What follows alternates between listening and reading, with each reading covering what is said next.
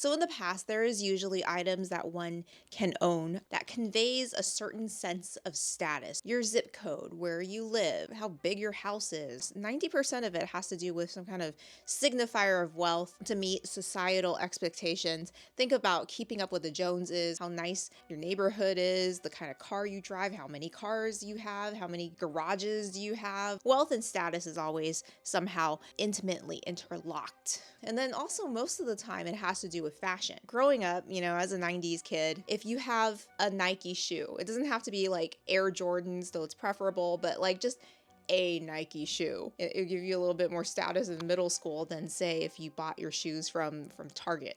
Or like, no brand shoes, Payless shoes or something. It was very simple to understand in that branding wasn't so much like you have to get, specifically has to be the Park mock neck, whatever. Or it specifically has to be the Rio de Janeiro perfume. No, it was just like, let's say like in 95, the baby tee was in. I don't know why everything was so infantile, but like the baby tee for like tween to teen girls were in. And if you get somewhere within the ballpark of that look, you were kind of considered with it, I guess. You just needed to get in the ballpark of that look. It doesn't matter where you buy these items. It doesn't matter where you source them. That was just the mentality. Like the trends were in, but how you went about putting the trends together was freeing. And then later on, I would say like in the 2010s, that was like the peak of hype beast supreme drops, or I don't know, limited edition collabs, scarcity marketing. Anytime there was street fashion going on, everybody was just name dropping brands,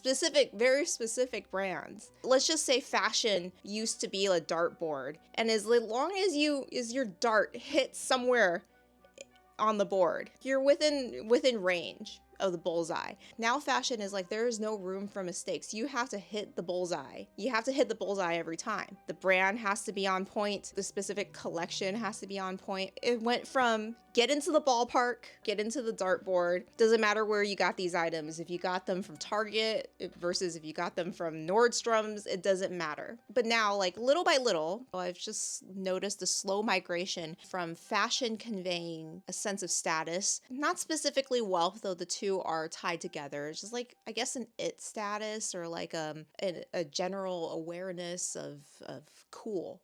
Okay? General awareness of cool, to everything being an indicator of status. We're going to talk about this like certain psychological shift from the traditional indicators of status, your house, your clothes, just the traditional keeping up with the Joneses items, to basically everything.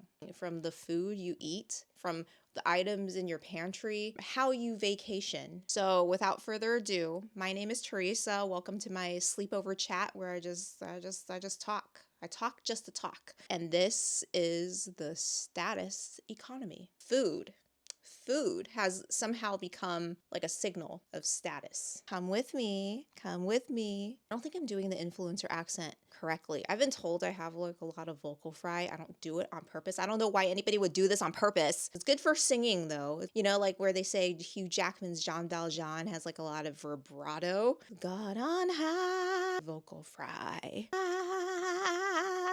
That kind of thing. Come with me as I buy this Hailey Bieber smoothie. It is so delicious, and so it hits the right spot. These $37 chicken nuggets, they're so good. Run, don't walk to Irwan. The explosion of luxury supermarkets. Luxury supermarkets have always been kind of a thing. I mean, like I always think Ralph's. Personally, I think Ralph's is pretty expensive. I think Albertsons is kind of expensive too. It's all expensive now. Lately, because of social media, leads people to treat the supermarket as an event to go to, and you have like people lining up to go to a supermarket. The East Coast version of Irwan, which is Meadow Lane, which has been blowing up last year or so. People are lining up, and there's like bouncers to get you into the supermarket, and the bouncers are like male models or something. It's very dystopian, given that there is a cost of living crisis in which the average American is having a hard time just like really stretching their belt in order to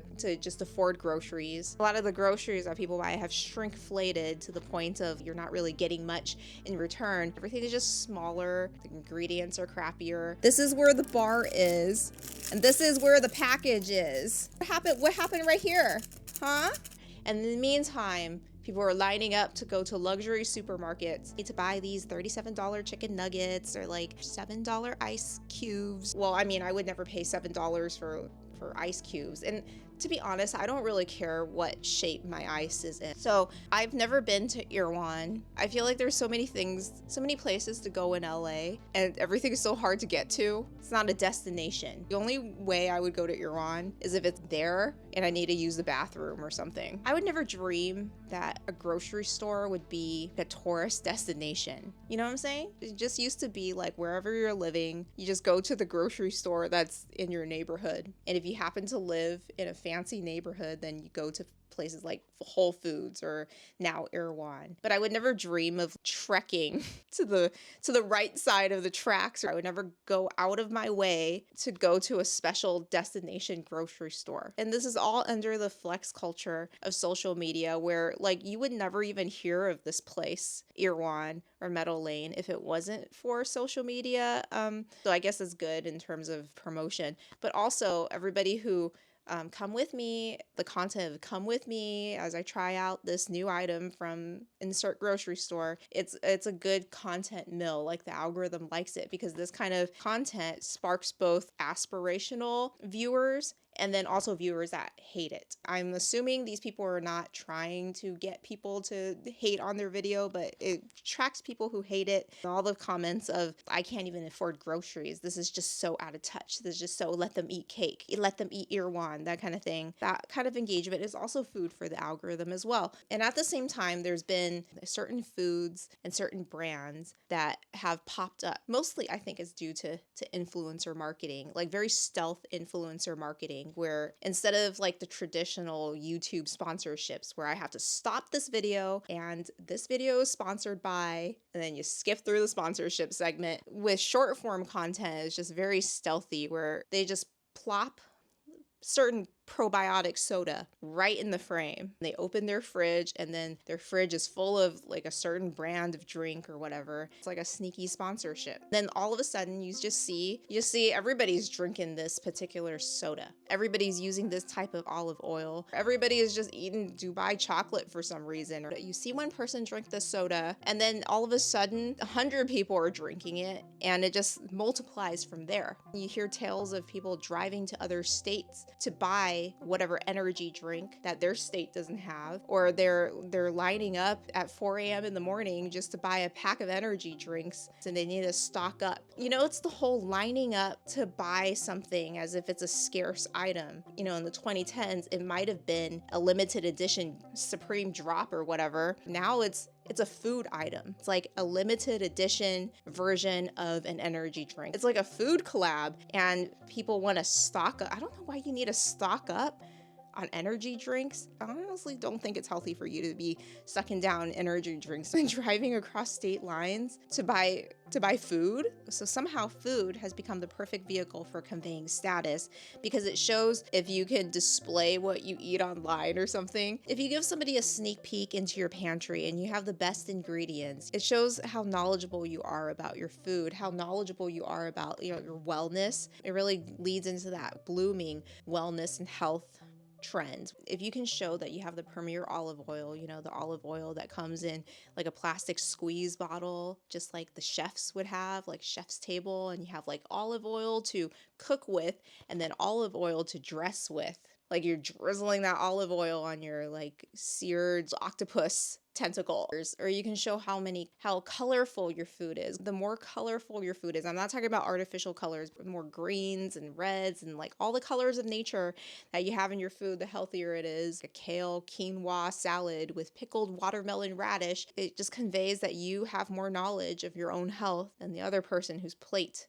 is full of beige, just potatoes and like country fried steak, biscuits and gravy, although that sounds really delicious. So I'm not completely immune to food influences. I will try out and eat food. I just won't go out of my way to try it out, but if it happens to be there, I'm like, sure, why not? I'll try it out. I don't post anything about what I do, where I go, so I feel like these new status symbols is just kind of lost on me, because I could try out this hot new restaurant or wine bar, but you'll never see anything from me or any photos. I don't post it on Yelp. I don't post it on Instagram. Instagram. I don't post it at all, but sometimes I'll look through my photo grid and go like, oh, that was a good meal. I did indirectly or inadvertently purchase Fishwives tin fish during that whole like tin fish date night, because I just like the idea of a tin fish date night. I don't know why. That was a trend in 2022 or 2023. I didn't know that the brand Fishwives was like the leading tin fish. I like the packaging. Somebody's neighborhood had a tin fish date night get together, and they recommended, what was it, the sriracha salmon, the sriracha smoked salmon from Fishwives was pretty good. So I have bought the It food, but it's not because TikTok made me buy it. It's literally from word of mouth. And I think the word of mouth came from somebody that TikTok made them buy it. On average, wouldn't you say that people spend more money on food just because there's more aggressive advertising campaigns? Like it becomes a viral trend and everybody's got to try it. Now I've seen a lot of brands that have become internet famous. They've slowly made their way into Costco. Then I guess once you've reached Costco, that's when you've made it. And that's when you've reached your plateau. You're going to start to plateau and then decline, because every brand, every item has their day in the sun. You can't stay in the sun forever. When I was in my mid-20s, I had like a really poor diet when left on my own. Like I'm the type of person that if you say go grocery shopping, I'll probably just return with like a week's worth of hot Cheetos and nothing else. There was a period, just to make things easier for myself, there was a period where I ate TV dinners for lunch at work. We had a fridge and I would just buy like a week's worth of TV dinners and just stock it into the fridge. Can't prove this for sure, but I swear that was like during the period when I had really bad acne. I seriously think these TV dinners ruined my face. 90% of these TV dinners were like Marie Callender steamers or like lean cuisine steamers or something. You know, there was broccoli. There was like a carrot in there somewhere. There was a period where I introduced Hungry Man into the equation because I guess there was some sale. It was probably like a week of Hungry Man. My friend to this day, every time she sees me, I walked by the freezer aisle and I saw some Hungry Man. And I thought of you. And she saw me eating Hungry Man 15 years ago. She saw me snacking on those like limp crinkle fries and thought lower of me. I have to wear this Hungry Man like an albatross around my neck. It's a scarlet letter. She will forever associate me with Hungry Man. Even if I went to Naka, even if for some reason, if I somehow got like a reservation at Noma, you were the person who ate Hungry Man. This is an example of how you can decrease in status based on what you eat. And then no matter what you do to redeem yourself, like you can be sucking down oysters by the dozen. Remember when you used to eat Hungry Man? This is like, I'm Jean Valjean. I've committed a crime, okay? She's like my Inspector Javert. Whatever I do, even if I'm the mayor of this town, how's that Hungry Man tasting for you? I know all about you. I saw you microwaving, eating with your plastic fork. Peasant. I also noticed the status with beauty nowadays is focused on a low maintenance beauty that is actually high maintenance. You want to look like you're naturally beautiful, brag about how you didn't do much. You only wore a few items. Your skin is naturally beautiful. Your hair is naturally beautiful. But behind the scenes, there's a lot of upkeep. There's an LED light mask, microblading. There's like a 20-step night routine, lash lifts, laser hair removal. You do it all up front just so that you can have the flex of saying, oh, I'm not wearing that much makeup. It's natural. How do I look so great? I drink lots of water and I put on sunscreen. But behind the scenes, there's a lot going on to look natural and effortless. Do you guys remember some years ago, or maybe it's going on currently still, those videos of like all the middle schoolers swarming Sephora to try out Drunk Elephants or whatever brand is targeted toward that tween demographic and making a mess out of the Sephora samples? And I was thinking that when I was growing up, I don't want to say back in my day because it's just the old person thing to say, but remember when I told you about fashion back in my day, repeat after me, in the 90s, it doesn't really matter where you got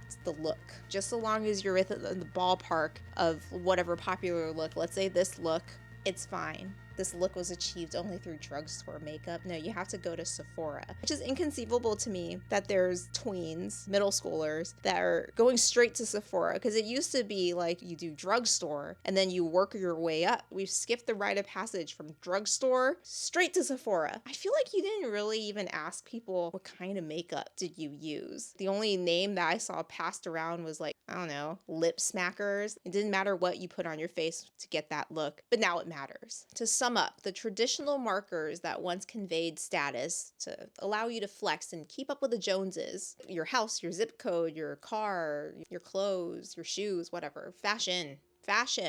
These status symbols have now broadened. The grocery store you shop at, the food you eat now widely broadcast, the quality of the contents in your pantry, your knowledge of your own gut microbiome. You just can't cook with canola oil anymore. It's olive oil, but you can't have just one olive oil. You have two olive oils, one for cooking and one for finishing. I wouldn't be surprised if somebody has like that little tweezer that chefs use to like tweeze some microgreens or like some edible flowers on your food. Beauty, which used to be, I don't care how you got this look, whatever you did to achieve that look, as long as you're in the ballpark, we're good to go. Now it's like, no. You have to walk us through like what specific brand did you use for your concealer and your lips and your like peptide face mask. It's become more restrictive to those who care. Of course, there's like, I feel like most of you don't even care. And honestly, I'm still working on that 7-year-old tub of eyeliner. So obviously I don't care. And then in terms of hospitality, you could feel it if you've traveled, if you've been on an airplane, it almost feels like they're not prioritizing customer experience,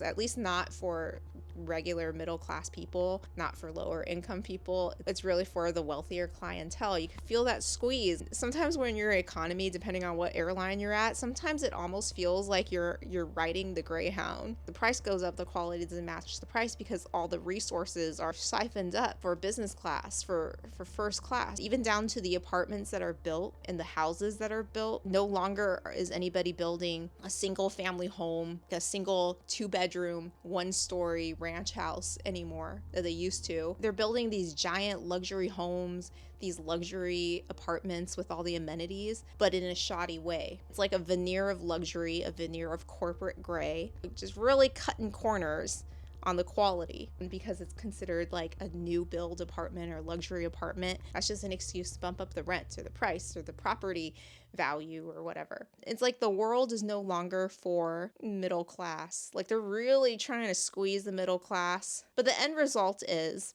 that because food is now status, grocery store is now like a signal of status, beauty products are a symbol of status, definitely hospitality, getting upgrades. It just makes everything more expensive and harder to obtain. It makes your dollar not stretch as much as it used to. You gotta love late stage capitalism. So on that depressing note, I always like to think of myself as somebody who's running a sleepover. It's dark. I have a flashlight under my chin. I'm trying to tell you a horror story, except like the horror story is the world we live in now. So you probably won't be able to sleep at night. I give sleepover chats about nihilistic topics in a cozy way. It's like nihilism, but cozy. Cozy nihilism. Sinisterly cozy is my brand. Let me know if you've ever tried this tin fish. And if you've made it this far, please drop this salad bowl in the comments down below. If you've enjoyed this video and it illuminated you or scared you straight, then give this video a like. And if you've enjoyed me, consider subscribing to my channel, and I'll see ya next time.